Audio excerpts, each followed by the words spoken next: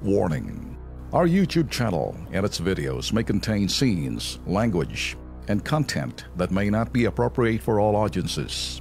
These videos include surveillance footage, undercover pursuit of suspects, actual police and rescue operations, and fearless confrontations.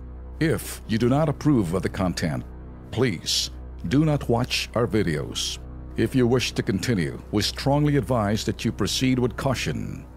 Viewers' discretion is advised. Okay, mga ka-KP, pasintabi sa mga manonood, hindi scripted ang mga videong papalabaso natin dito sa Kilos Pronto.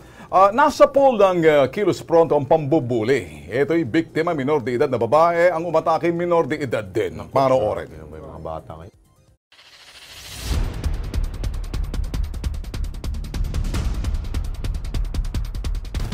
Sa kalye, naglipa na ang mga siga at bully. Pero sa eksenang naaktuhan ng Kilos Pronto Night Brigade sa Mindanao Avenue, lungsod ng Quezon, ang bully, minor de edad na babae. Sinabunutan, sinampal, sinapok, babae sa babae. Habang ang iba, nakatunganga lang sa kanila.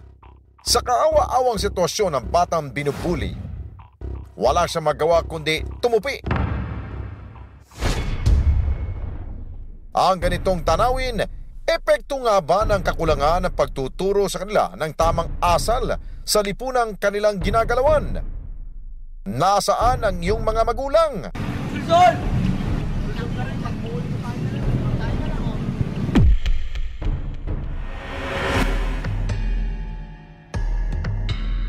At nang tila walang balak pakawalan ng batang siga ang bingwit niya, nakialam na ang Kilos Pronto.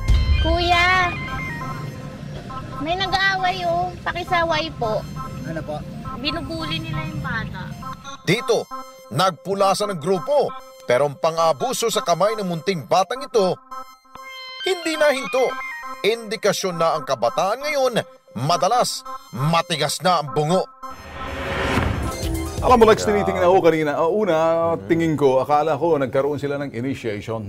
Yung mga miyembro ng gang-gang. Gang-gang. Sa unang tingin. Pero ito, hindi ko maintindihan kung ito ba ay produkto na sinasabing mga bagay na napapanood nila. Yeah. Pero ito yung mga parang mga batang lansangan. Pero hindi rin natin batid kung anong pinag-awayan nitong dalawa, no? Pero hindi ho away eh. Parang agrabyado ho dito yung isang babae, yung isang batang babae na wala ho siyang magawa kundi sumunod na lamang at hayaan na lang po siyang sinasapak.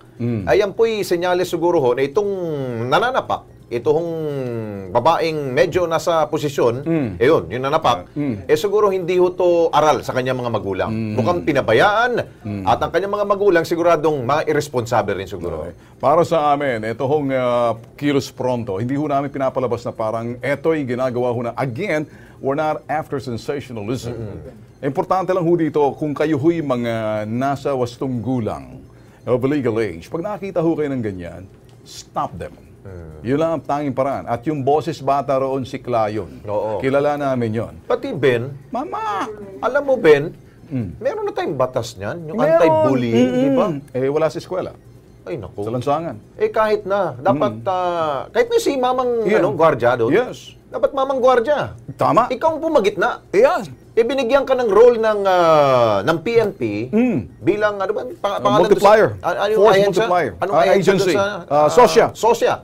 Di ba? Tinuruan mo kayo paano mamagitan para hindi mag-away itong mga ating mga babayan. Pero, mabuti na lang, Lex, may Clarissa. Yun, si Kla. Yung narinig ko yung bata, as a babae. Siya ho yun. Siya yun. Sabi niya, Manong. Ayun.